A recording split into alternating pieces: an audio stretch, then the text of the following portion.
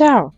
Danas vežbamo prisvojeni pridev moj, moja, uz ove reči koje smo učili do sada, koji označavaju porodicu i prijatelja.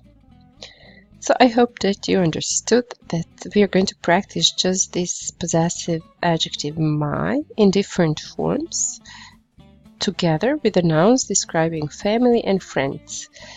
So there's no grammatical explanation, you'll just try to figure out things for yourself. And in the next lesson, you will see what it is about. Okay, so let's start.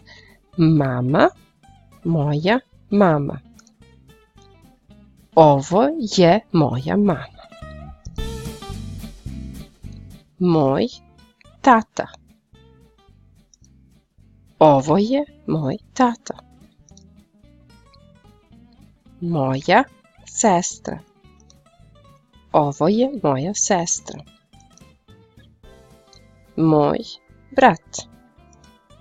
Ovo je moj brat. Moj sin. Ovo je moj sin. Moja ćerka. Ovo je moja ćerka. Moj prijatelj. Ovo je moj prijatelj. Moja prijateljica. Ovo je moja prijateljica. Moj kolega. Ovo je moj kolega. Moja koleginica. Ovo je moja koleginica. Moja drugarica. Ovo je moja drugarica. Moj drug. Ovo je moj drug. Moj muž. Ovo je moj muž. Moja žena. Ovo je moja žena. Moj partner. Ovo je moj partner. Super! Okay, now you're ready to play gravity really fast. And just pay attention whether it is moj for masculine or moja for feminine. Moj brat. Moja sestra. Moj sin. Moj muž. Moja koleginica. Moja mama.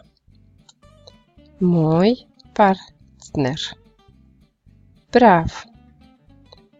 So as you already know, I'm going to wait a little bit for you to answer and then write it down and say it out loud.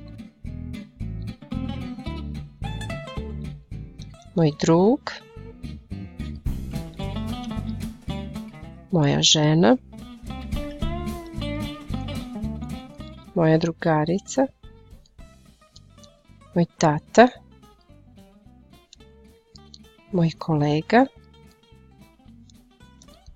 Moj prijatelj. Moja prijateljica. Now I'm not going to say anything, I'm just going to write.